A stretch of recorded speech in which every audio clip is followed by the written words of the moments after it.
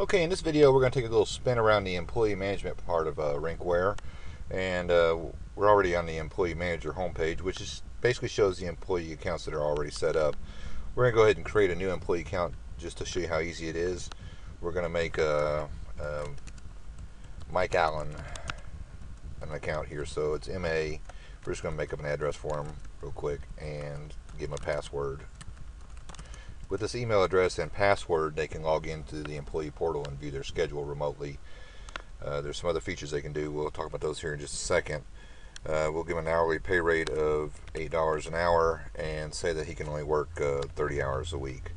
His account status is active, and we're not going to give him remote access. What remote access means is that he can access Rinkware from somewhere else other than the skating rink, such as Starbucks or his house or his smartphone, and we don't want to give him remote access, so we're just going to create his basic account here so that he can clock in and out and use the employee time clock and also view his schedule online. So now we've created Mike Allen. He shows up right here. We can delete him later if we want to. So now we've created an employee account. We'll go over here and look at the employee scheduler, which is where we can add events to schedule employees for, or basically create events for the scheduler. So basically we have three events that are showing up here. We have a Friday night, a Saturday afternoon, and a Saturday evening session. Let's look at job categories real quick. What job categories are is it's your ability to color code and assign categories, such as a party hostess, or let's go ahead and do a party hostess category because we didn't do one here. So we'll call it a party host, and we'll color code them blue if we don't already have a blue. Okay, good. Alright, so there we created a party host category, so it will show up on the schedule. So basically, let's go back over here and do our Saturday schedule. We don't have any employees scheduled for that event, so we'll click on the edit button here, and when the event opens, we'll say we're going to add an employee. Well, we need to select the employee from the list, so we'll say Mike Allen's going to do the front counter.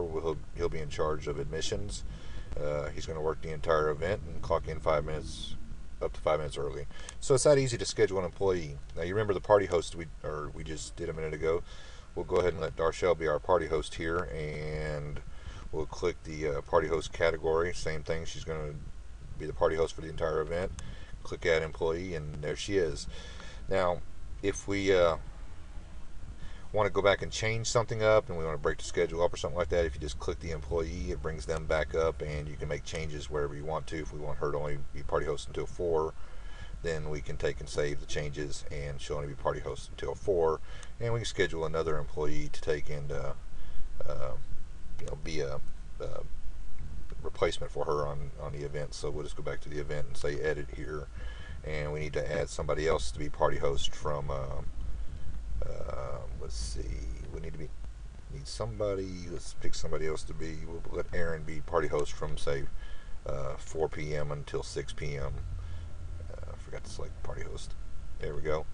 And add Aaron to the event here, and then Aaron takes over that portion of the party host responsibilities.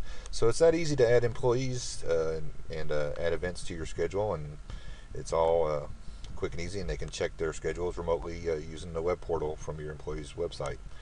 Another feature we have here are some employee reports here, which is basically a payroll report.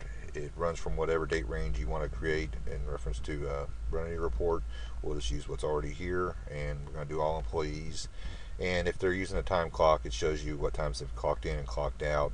You can go in here and edit the times if they forgot to clock in on time, or if they forgot to clock out. You can go in here and make changes accordingly, and it'll take and update their payroll schedule there. So that's pretty much it for employee management. It's real easy to use. It gives you a lot of power and features to take and schedule your employees, manage your time clock, and reduce waste and cost. So more to come later.